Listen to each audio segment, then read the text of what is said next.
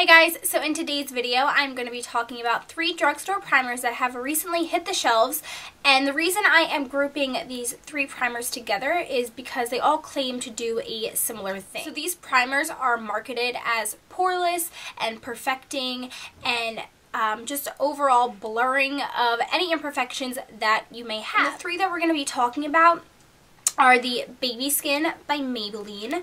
Then I have the Garnier 5 Second Blur Skin Renew Instant Smoother. And then lastly, I have the L'Oreal Youth Code Texture Perfector. These, like I said, could all be found at the drugstore. The cheapest was the Baby Skin. I bought this for $5.99 at Target. The Garnier I got for $14.99 at Target, and then the L'Oreal was $19.99 at Target. So these primers do range in price, so there is something that is available for everyone's budget. So the first primer I'll talk about is the Baby Skin by Maybelline, and this claims to be an instant pore eraser. So as I stated before, this is the least expensive of the 3, but it's also the smallest. So this is 20 mils or 0.67 fluid ounces. The Garnier is 1 fluid ounce, and then the L'Oreal is 1.4 fluid ounces. So they kind of go up by price. So the smallest is the least expensive, and then the largest is the most expensive. But this is strictly for instant pore erasing. And on the packaging, I'm sorry I didn't save it. It's been a while since I've bought these and I have been testing them out. But on the packaging, it says that it has a blur technology. So it's not going to erase the pores completely, but it will blur them. And I know a lot of people were saying that this was a dupe for the Maybelline Pore Professional when this first came out, and then I heard a lot of people debunk it because the texture and everything is very different.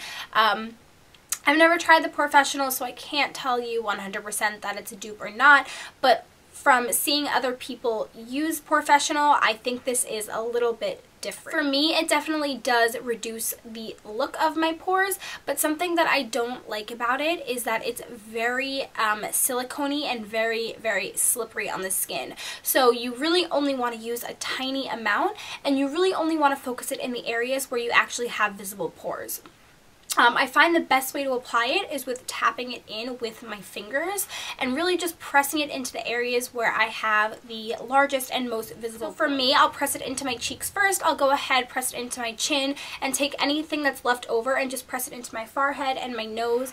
And then I'll kind of just bring it under my eyes and just kind of like rub it around everywhere else on the outer parts of my face.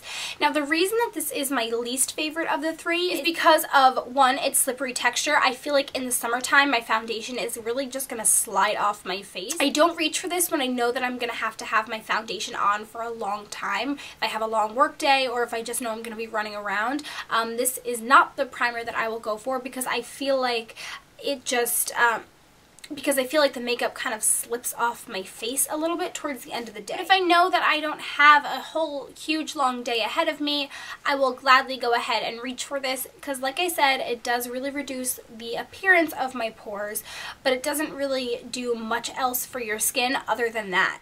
For the price, I'd say give it a shot. I'm definitely glad that I bought this and that I have it to use. It does work well, like I said, but it is my least favorite of the 3 that I am going to share with you. So just keep that in mind. Okay, so the next primer we're going to talk about is the Garnier 5 Second Blur Skin Renew Instant Smooth. So again, we are hearing about this blur technology, and I have the packaging here so I can read a few of the claims off to you. So it says visible blurring effect.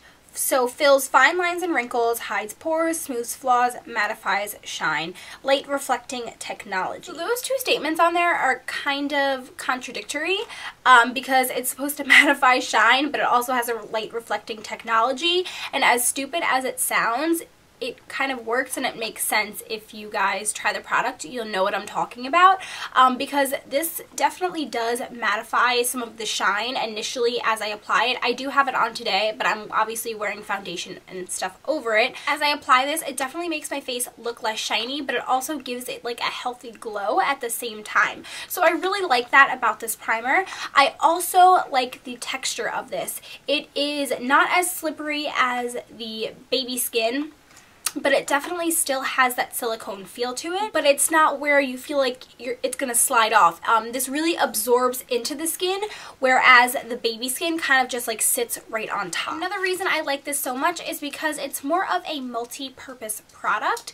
So like I said, with the baby skin, that is really just targeted at kind of diminishing those pores. This definitely diminishes pores, but it also softens everything on my face. Any of these tiny fine lines I have under my eyes, or even I have some, you know, like expression lines in my forehead, but I feel like it kind of just smooths everything out and just gives me a really nice canvas to work with when applying my foundation. Again, this is $14.99 at Target, and this is really, really good stuff.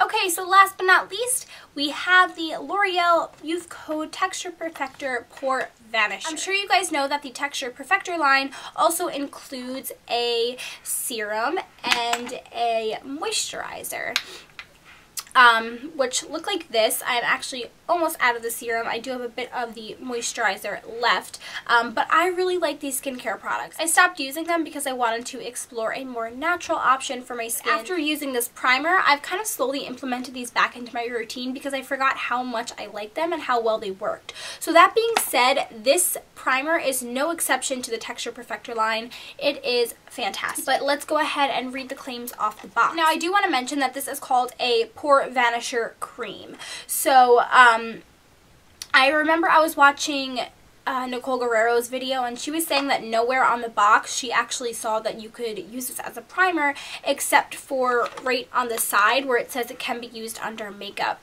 So I don't know if a lot of people realize that this is a primer and it's not just a cream. So if you guys have passed this up at the store because of that reason, just know that this is a primer and it's not really a cream. I just wanted to clear that up for you guys if you pass it up for that reason.